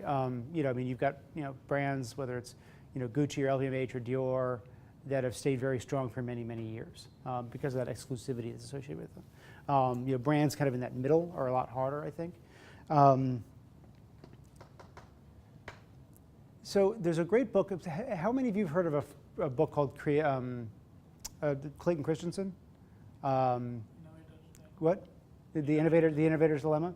So what this book is basically about is sort of companies that listen too much to what their customers want now and not what they might want next year in the future. And so they're concerned that they don't want to disrupt their existing business by moving to it. This is why, for example, here's a good example. So the Southwest model has been obvious for many years, right? Fly the same kind of plane, go point to point, have your crew clean the plane, all this kind of, turn it fast, yada, yada. I mean, it's no secret, it's been out there for years. And so you ask yourself, why didn't American or United or someone copy that, very early on? And the reason is they would have had to blow up their own business to do so, right? They would have had to take, well-paid, unionized flight attendants and say, hey, you're cleaning the plane now. Oh, that's going to go over real well, right? They would have had to tell, business passengers, oh, we don't have first class anymore. Oh, that's going to go over real well. They had a fleet of lots of different kinds of planes. They would have had to sell half of them and to standardize. Same thing with Compaq and Dell. Compaq sold most of its computers from what are called VARs, value-added resellers. That was their distribution channel. So when Dell showed up and went direct, Compaq would have had to blow up its business model. Would have had to say, hey, all you guys who've been selling our product and you're the only way we can sell it, you don't matter anymore. We're going to talk to the customers ourselves. That's going to go over. You know what I mean? See what I mean? Like that's so. But companies that are willing to do that, that are willing to think to take short-term pain for long-term gain, that's where you get some of it. So Autodesk, here's good. So Autodesk, any engineers here? No engineers, okay. Autodesk is basically the Excel for engineers. Might be the best. I mean, if you're doing computer-aided design, you're going to use Autodesk for industrial engineering. They were on a license model for many years. So you would have, Autodesk V 3.0, and then 4 years later, you would have V whatever, 2.0 or 4.0, whatever. And people the problem with that is it's very lumpy. And so people hear there's a new version coming out, they stop buying the software, right? Because they want to wait until the new one comes out. So these very lumpy results. It's really, really a hard business. So they moved to a subscription model, right? Where basically you're paying a small amount each month, and it's in the cloud, and it gets updated frequently, kind of like Office 365. Now the problem with that is what you pay per month is way less than what you'd pay for this license. And so you have to take this hit for 2 years to your earnings, and just crush your earnings for a higher long-term value. And see, that's the kind of behavior you'd want to see. And I don't know if that really answers the question, but you're sort of, that's kind of getting ahead of things, where you're sort of willing to think about where do you want your business to be in 5 years, not where do you want it to be next quarter. That's death. Yeah, you, sure. You briefly kind of touched on your background. When you're looking to hire somebody in this business, what are like the main things you look for? Yep. So question was just when we hire people, what are we looking for? And so I'll talk about, what we're looking for at my firm is a little different because we're tiny. But I'll talk generalized a bit Morningstar and sort of being an analyst in general. What I would say is focus on insight, not information. A 40-page PowerPoint deck is not necessarily better than a 10-page one. I still remember, because when we hired people at Morningstar, we'd always make them do a stock pitch. And one guy had a pretty decent pitch for Bud. It was before AB InBev. But he had like 10 pages on what Bud does. Dude, I know what Anheuser-Busch does, okay? Come on, don't waste my time. The quick thing is, what is your insight here, dude? What are you seeing about this business that's different than everybody else is seeing? What's your edge? What's your angle? What is your, point of view that's different? And that's what I mean by insight. Insight makes money in this business. Information costs money. That's pretty good. I should write that down. I'm serious, but insight is what makes you money. And so focus on insight, not information, when you're kind of trying to pitch to a potential employer. Focus on widening your mental database, understanding lots of different business models, right? How do software companies operate in terms whether it's license versus subscription? How do industrial companies manage capacity utilization at a different plant, and how that affects kind of the fixed cost versus variable cost at the plant level? You can't keep going on. You just kind of want to widen your mental database. And one of the best ways to do that is shareholder letters. I think shareholder letters are the most underutilized resource in finance. Think about it. If you wanted to play pro basketball, what would you pay for an hour with, I would say Michael Jordan, but I'm showing my age. Who's a hot basketball player now? What? LeBron James. LeBron James, sure. If you wanted to, you would pay a lot for an hour one-on-one with him, right, to teach you. You have all these shareholder letters from great investors available for free. There's a pretty good list on Morningstar. Oakmark writes great ones. Sequoia writes great ones. Tweedy writes pretty good ones. Wally White's writes okay ones. But that's a great way to widen that mental database, because you'll hear about lots of businesses, and you'll get kind of these quick little thumbnail sketches, and then you'll say, oh, gee, maybe I should read that annual report, or maybe I shouldn't, right? So widen the mental database, understand different investors, so that way you can, if you meet with someone, you can say, and they say, oh, who do you respect? What investors do you really, speak to you as an investor? Don't say the guy in Omaha. Please don't say the guy in Omaha. I'm serious, because the guy, your interviewer will just go, and also it means you haven't gotten out. It means you haven't kind of gotten out and done the work. It's a little bit saying who's your favorite baseball player? Babe Ruth. Even I know Babe Ruth, and I don't follow sports very much. Insight, companies, shareholder letters, and then the final thing is just have a passion for it. Somebody who's interviewing will know. They'll know whether this is what you live, breathe, and sleep, or whether it's just the job. And if it's just the job, that's okay, but you're probably not going to build a career in it, honestly. Because there are professions where it being just the job is fine. You punch in at 8:30, you punch out at 5, and everybody goes home and they live their life. Investing isn't like that. The successful investors, this is what gets us up in the morning. And so I mean, there are plenty of people at Morningstar who, they had the chops, they had the skill set, they didn't love it. Like I could tell this was just a job for them. And you know what? It means they're not going to bring something special to the table. They're not going to probably generate that flash of insight that really can help us. I don't know, that's a whole bunch of different stuff, but hopefully it kind of gets you thinking about it. But yeah, and also, I would just, last thing, network. I think I mean, this profession, I don't want to say it's unique because it's the only profession I know. People tend to be pretty generous with their time. I would say if you approach them respectfully and politely, and if you don't kind of assume that they owe you something. If you approach people and say, I'm really interested in learning more about how you invest, and you've done some work on them, right? You're not just sort of, it's a blunt thing, like, understanding like these purchases you made, like, and can I get half an hour of your time? And just network, most people will do that. Not everybody, but most people will. And it's an amazing way to learn. Most people will give you that time. And that's one of the best things about going to Omaha for Berkshire, is because you just can run into these people randomly and wind up with a 15-minute conversation that was worth more than any college course. He's gone, right? That was, no, that was, anyway, I'm joking. But I mean, something that was worth, more than any college course could be, because it was insight from someone who's been successful in this business over a 30, 40-year period.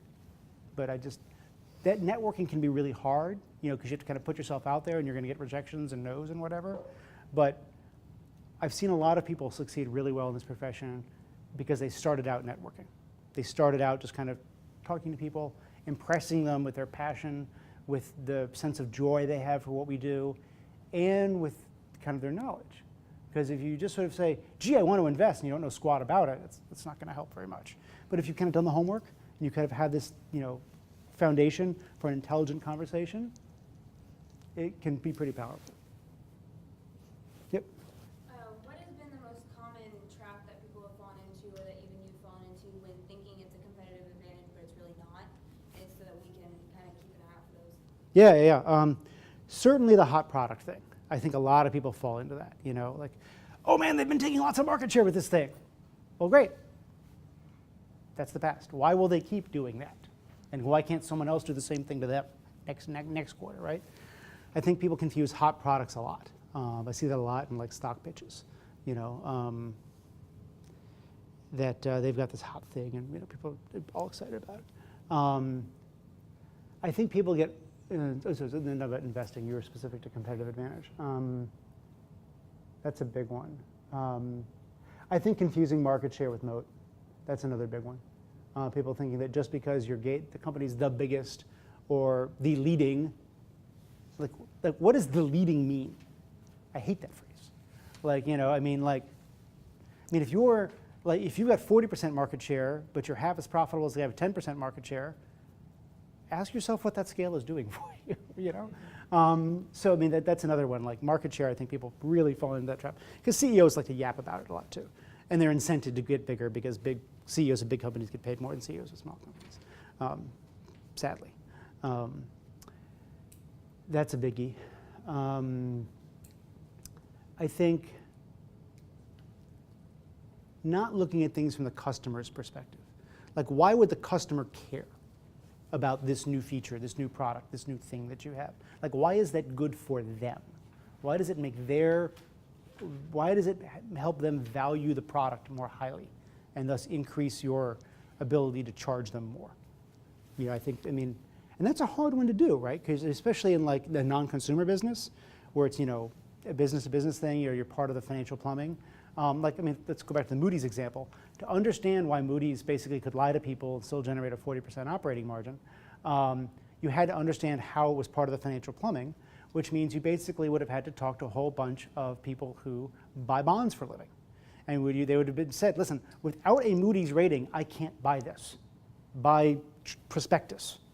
But you wouldn't have known that until you got to them, right? You can't just kind of walk into the apparel store and start interviewing people. But I think that's the best analysts that I know and the best PMs, they always get into the customer's shoes. And I think that helped with Moody's, that helped you see where people were, the moat was there, but people were valuing it as if it wasn't. And then I think like that could have helped you see Motorola for that example. Like if you said to someone, okay, so someone has a better phone out next week that's thinner and lighter, would you get rid of your Motorola? Oh yeah. But now we just demonstrated, if Android came out with a phone, it was on the Android OS, and it had 50% more battery life than than your iPhone, not everybody would switch. Some might.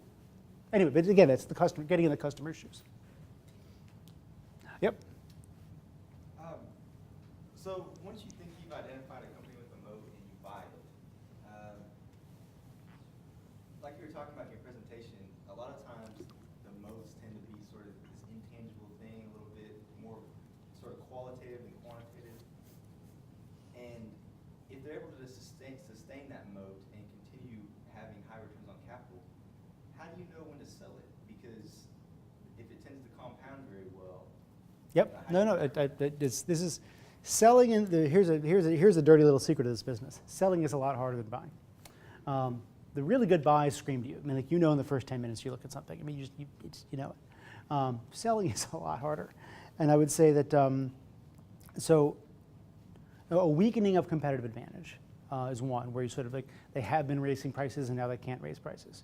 A new competitor shows up and has an obviously sort of better product that's stealing share. I think this is somewhere where for us having a concentrated portfolio really helps because it's a discipline. And we say, okay, we're only going to own 10 to 15 stocks. And so if we find something that's better than our 14th best idea, okay, like that's it. We need to, bye-bye, and we put the new one in, which doesn't happen very often. But I think there is a danger with the truly wonderful business, of which there are a small minority, in trying to kind of move in and out of it based on valuation. Now again, things get egregious.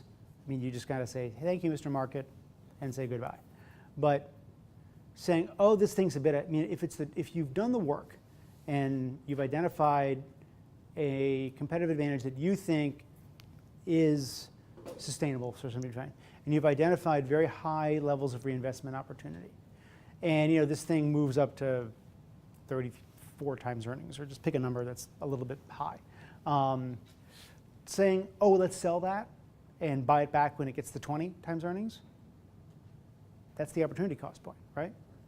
And so I would say that, again, it's a minority of businesses, but for the true compounders, waiting through periods of overvaluation makes more sense. You just because it's multiples expanded, you've probably gotten a few years of returns in a relatively short period of time. And so if it's kind of goes sideways or drifts downwards for a while, the world won't come to an end. Now, don't take this too far because, you can have something like, J&J got to low 40s times and, 01 or so and spent, 7 years going sideways. And that's because J&J is a very good business. It's never going to grow more than 6-7% a year.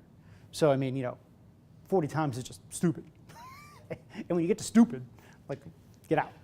I don't know if that helps, but for the true compounder.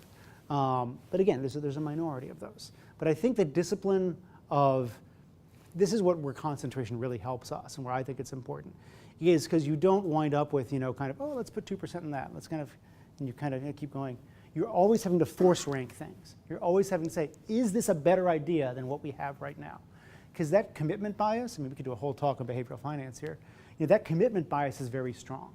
It's very easy to keep, I've got a couple in my portfolio right now that I probably should have sold already. I screwed up on. It's very high. You want to look at everything with a fresh slate. Would I buy this today, again, right now? And if the answer is no, especially in a non-taxable account, taxes are a whole different ball of wax, and most of our institutional money is not taxable. Why do you own it? If you wouldn't buy it again today with a brand new check that came in, brand new client, why do you own it? That's another way to think about the discipline. Just a quick follow-up. For someone like you, See, he's working on being an analyst. One more follow-up. if you're only looking at companies that you believe have moats, so you're looking at a very select list. Yes. Rather limited. Yes. So if something does rise to a certain valuation, and you have a list of companies that you believe have moats, and one of those all of a sudden looks Cheaper. Yeah. cheaper. Does it not make sense to switch them out? Yeah, oh yeah. As that continues to happen, and does that Well, make your well- turnover a little higher? So you've raised a couple interesting things there. One is be very wary of false precision. It is much better to be approximately right than precisely wrong. And the other good quote, which is Sam Zell, which is, if it takes you to line 247 of your spreadsheet to figure out if it's a buy or a sell, you've already lost. You're dead. So trying to do what you're describing on the basis of not very significant valuation deltas, the odds you're right, maybe you're not, you know? It also depends, so let me take a step back. So some of this is linked to the compounding potential of the business. So we ran a strategy at Morningstar called Wide Moat Focus, which actually is an ETF, WMW, which you can pull up, and it's thrashed the S&P like 4 or 5 points a year. It's been awesome. But our universe was limited to wide moat stocks that Morningstar covered, which were mainly mega cap, mainly businesses that weren't growing very fast. And what we would do is, that was the universe, then take the 20 cheapest, put it in the portfolio, and then each quarter re-rank. And then, you know, and so that wound up for fairly high turnover, because there we were playing valuation arbitrage, right? All we were doing is making our money based on the convergence of price to value, because value was not growing very much. And so there we were getting a higher turnover, and it worked out pretty well. But if what you're looking for are businesses that are compounding a lot over time, most of your value is going to come from the growth of most of your return, rather, is going to come from the growth in intrinsic value, not the convergence of price and value. And so that's where that swapping, I think, can maybe, not dangerous, but I mean, that's where you may be getting a little too cute for your own good if you try to do too much of that. I don't think, one of you has not asked a question, or I think So you said you own 13 stocks currently, so obviously that's not a huge amount of. it's not a diversified portfolio, let's say. But how do you size? How do we size positions? Positions? Yeah, Do you bet, great question. Do you have a couple stocks that make up a larger percentage of your portfolio? Do you bet big on your winners, or? Yeah, that's an awesome question. And this is where sort of, you know, you're moving from being an analyst to being a portfolio manager, which is, you know, tricky. The way we do it, and there's no perfect way to skin this cat, so I mean, this is just how we do it. We want our largest positions to have the most optionality. That's how we think about it. So we own a company called MTU Aero, which is basically a parts supplier to jet engines. Most of their business comes from an engine called the V2500, which is on about half of all the A320s flying right now. They're kind of a captive Pratt & Whitney supplier, basically. It's a pretty knowable intrinsic value, because basically the way jet engine parts and engines work is you sell it at a loss, small loss, and then you make all your money on the spares. Spares are 38-40% margin. But you don't sell your first spare until the plane's been in the air for 7 or 8 years and parts wear out. Well, we know how many have been flying for 7 or 8 years. We know the age of the fleet. This is all data that's very available. And so you basically can get a feel for how many planes are likely to come in for service in this window, and this window, and this window. And there's your value, and you're kind of done. But there's not much optionality to that, right? Because even if, let's say Pratt & Whitney tomorrow announces a brand new jet engine that nobody had ever heard about before, which is not going to happen, because these things take 10 years to develop, and let's say MTU got on that platform, they wouldn't see a dime in profit for 7 more years. You see what I mean? So I mean, it's a very knowable fair value. There's very little option, and MTU just makes parts for jet engines. They can't go out and start an internet company. You know, they can't start the German eBay. So it is what it is. And so that's a 5% position. We bought it low, high 60s. It's 90 or something. It's done well for us. But like that's a 5% position. By contrast, our largest position is a company called XPO, which is about 12 or 13 now, I guess. Run by a serial entrepreneur named Brad Jacobs, who founded a firm called United Waste, sold it to Waste Management and killed it. Founded a firm called United Rentals, killed it with that. And so it's a repeat performance, which we love. You know, like okay, you've done this before. You're a higher odds bet than someone who's never done it before. And what XPO is doing is essentially rolling up the third-party logistics industry. So businesses that don't own trucks or planes, but basically match shippers and asset owners. That's all they're really doing. The business of moving stuff around the United States is really, really big. I mean, it's amazingly huge and amazingly fragmented. So their opportunity set is enormous. And so there's tons of optionality on the upside. So I want that big position, right? Silver Lake Access, which is the core banking software company at Singapore, that was a 5%. One of my analysts was in Singapore for a week last month and brought back some data that indicates that the market potential may be about 2 or 3x what we thought it was. And so now basically that's going to become a 10% position. Basically, again, optionality. I mean, they can grow 10, 12% off their existing user base, customer base, but half the banks in Southeast Asia haven't converted from legacy systems to new modern systems. It's there for the taking. So that's when we want big. So I think that's the way we think about it. It's sort of, when you have sort of that asymmetric upside, that's what I want. And there's all this opportunity out there.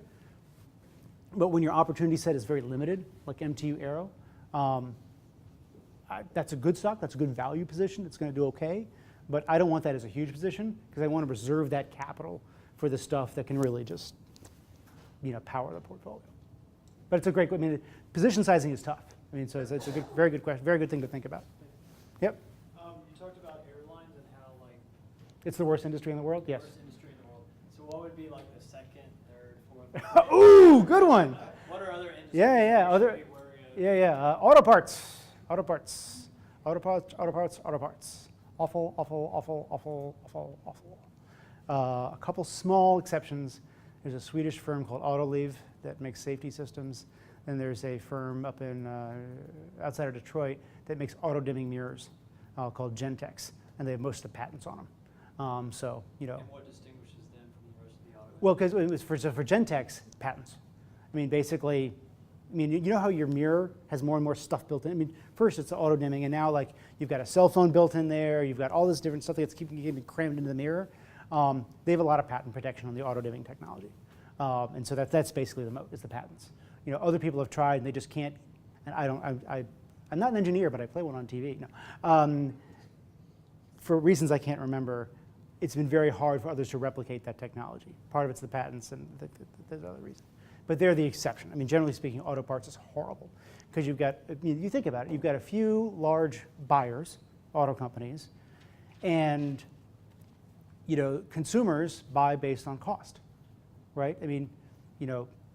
You're not going to pay 20% more for the exact same pickup just because it's got a certain brand on it. Even in Texas, I don't think so, right? Do you?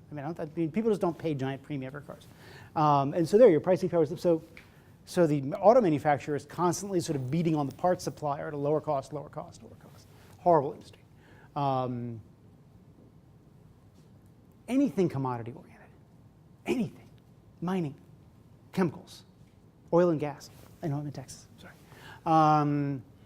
Anything where you're a price taker, that's what you don't want.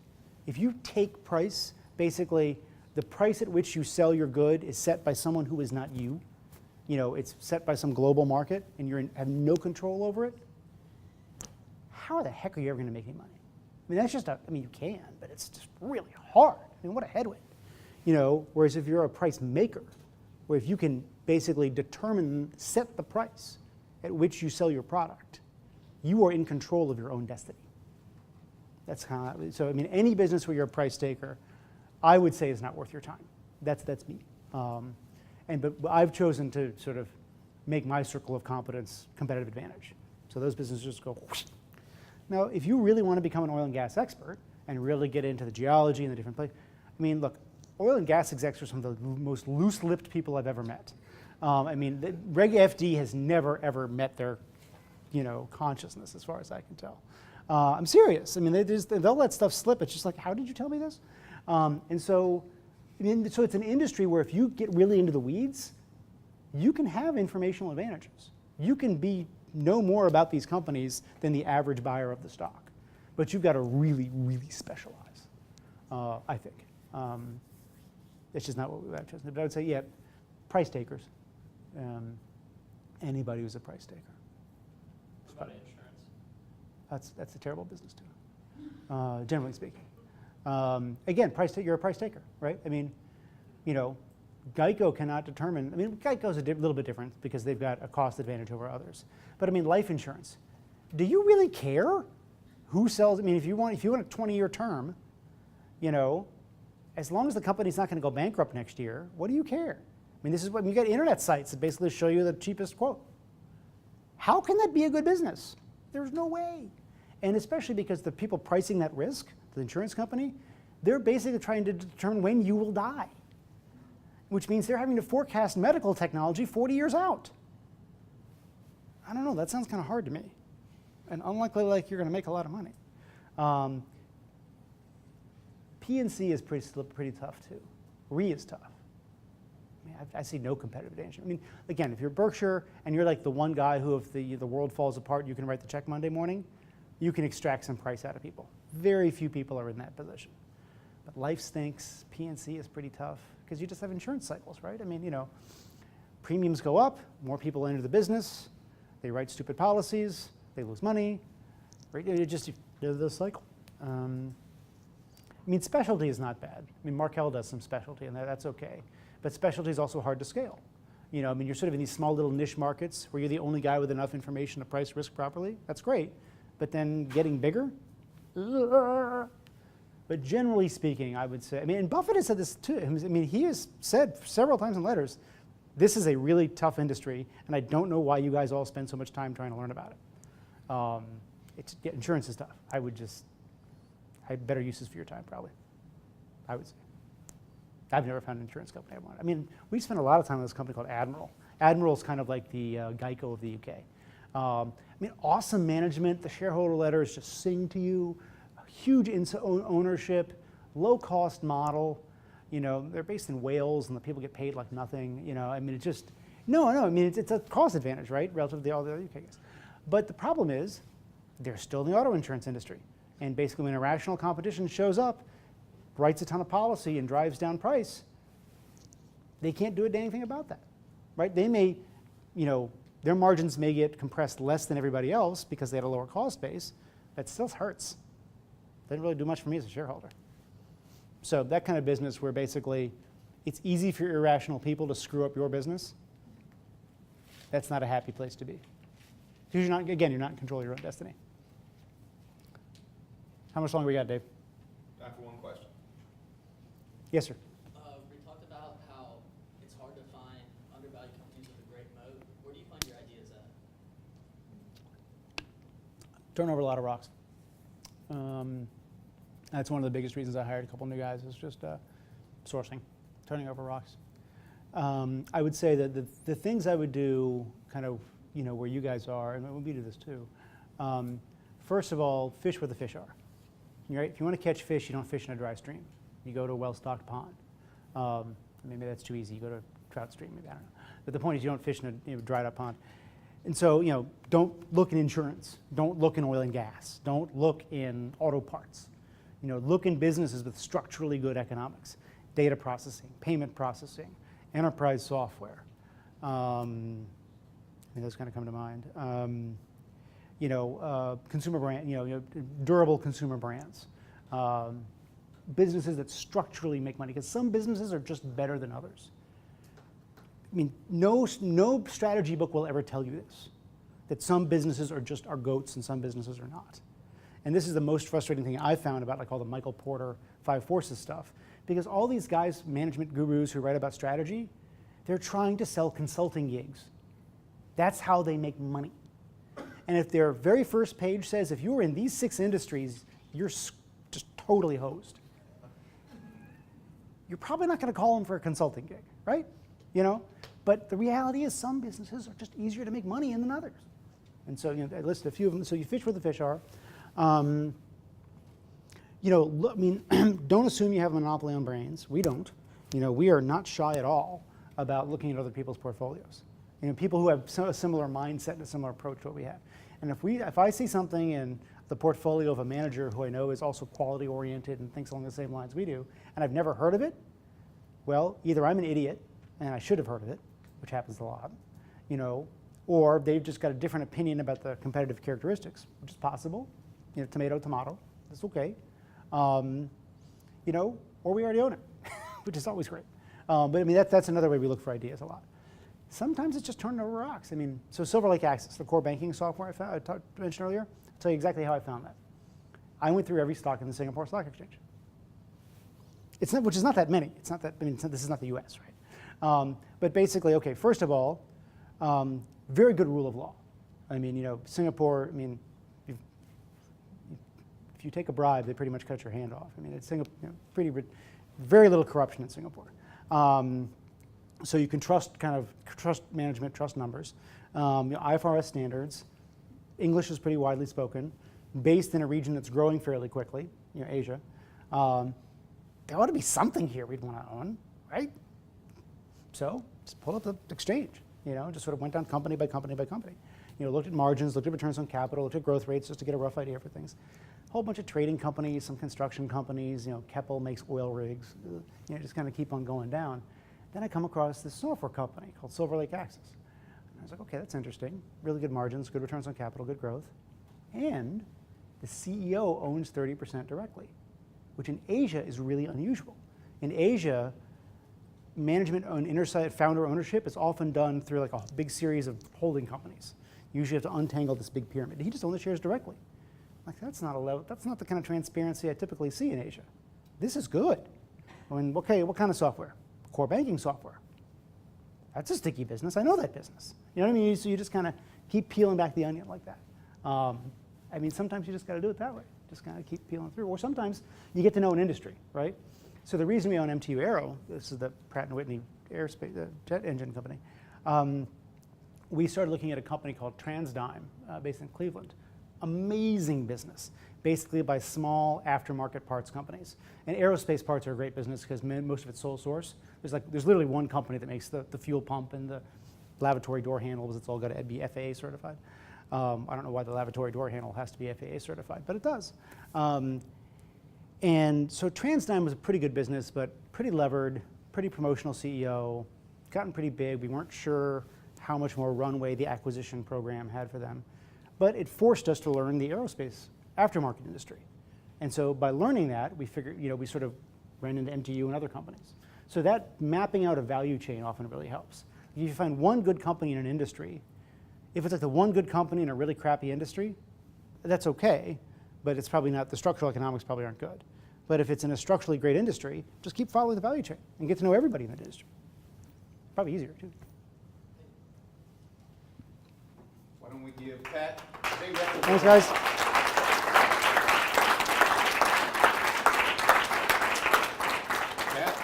Pat, thank you very No, much. thanks for having me. Appreciate it. And in honor of your trip here, limited edition collector's item, Bulldog Investment Company collector T-shirt. Oh, awesome. Can't find them anywhere. Awesome. Love it. Very wide moat on those. Very. And, Love it. Love it. Love it. In honor of your trip here. You're sure it's not just the hot product? I'm It's gonna very be in sure.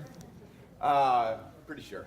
And also, in honor of your trip here today, and out of respect for your time and your intellect, top-performing students in our program next semester are going to receive the Pat Dorsey Scholarship. So Wow, thank that's you pretty very cool. much for your Sure, time. you bet, no problem. We very much appreciate it. Happy to be here. Happy to be here. Stay in touch, gang. You know, this is there are very few professions like this where you basically get to stretch your mind every day and, you know, learn about a new industry, a new company, and then see if you're wrong or right, because the market will tell you. For more information, please visit tlu.edu.